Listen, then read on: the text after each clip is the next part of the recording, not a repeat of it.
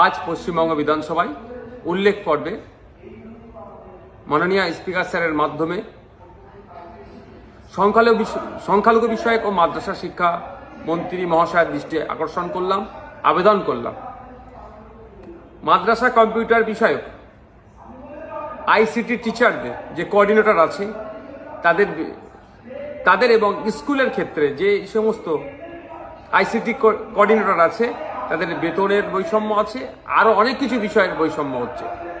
মাদ্রাসায় 169টি এই computer teacher আছে, স্কুলে 5462টি আছে, কিন্তু আমরা দেখছি মাদ্রাসা টিচারের ক্ষেত্রে প্রায় 2 বছর তাদের বেতন বন্ধ আছে।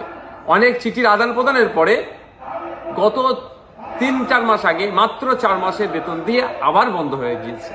শুধু তাই নয়, আরও যে সুযোগ সুবিধাগুলো পাওয়ার দরকার সেগুলো পাচ্ছে না।